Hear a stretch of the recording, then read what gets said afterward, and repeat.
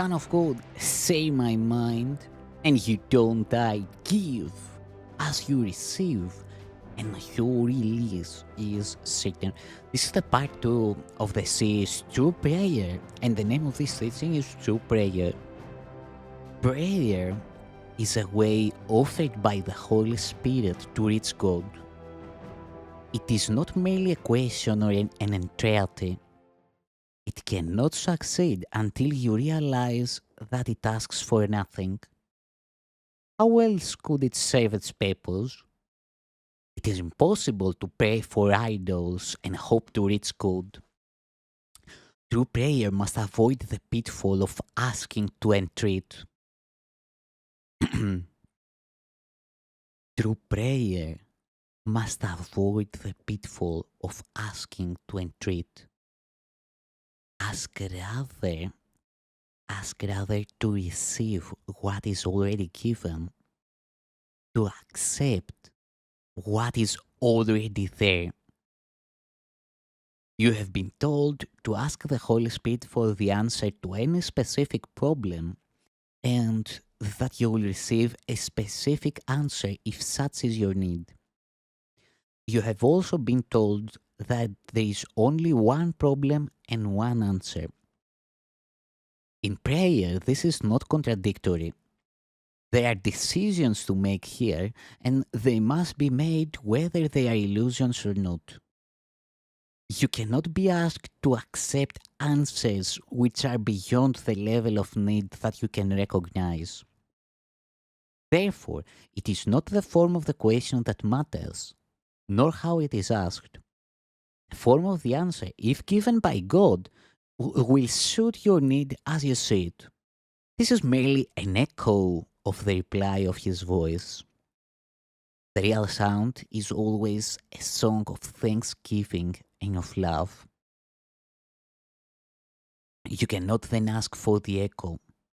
It is the song that is the gift.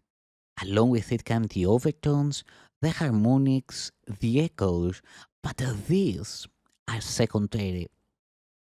In true prayer, you hear only the song. All the rest is merely added. You have sought first the kingdom of heaven, and all else has indeed been given you. The secret of true prayer is to forget the things you think you need. To ask for the specific is much the same as to look on sin and then forgive it. Also, in the same way, in prayer, you overlook your specific needs as you see them and let them go into God's hands. There they become your gifts to Him, for they tell Him that you would have no gods before Him, no love but His. What could His answer be but your remembrance of Him? Can this be traded for a bit of trifling advice about a problem of an instant duration?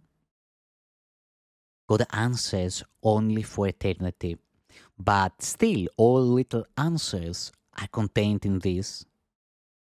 Prayer is a stepping aside, a letting go, a quiet time of listening and of loving. It should not be confused with supplication of any kind because it is a way of remembering your holiness.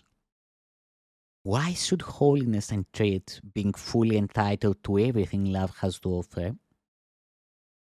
And it is love you go in prayer. Prayer is an offering, a giving up of yourself to be at one with love. There is nothing to ask because there is nothing left to want.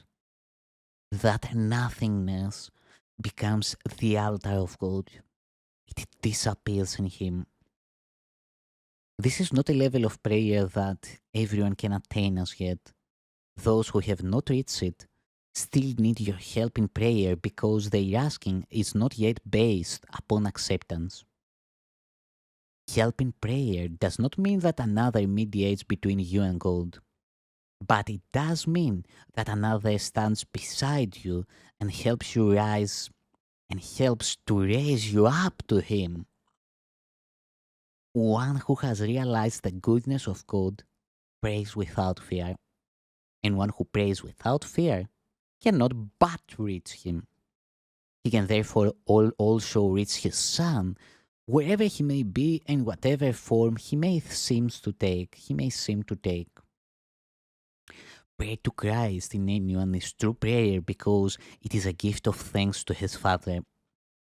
To ask that Christ be by himself is not an entreaty, it is a song of thanksgiving for what you are. Herein lies the power of prayer. It asks nothing and receives everything. This prayer can be shared because it receives for everyone. To pray with one who knows that this is true is to be answered. Perhaps the specific form of resolution for a specific problem will occur to either of you. It does not matter which. Perhaps it will reach both if you are genuinely attuned to one another. It will come because you have realized that Christ is in both of you. That is its only truth. Thank you, Son of God.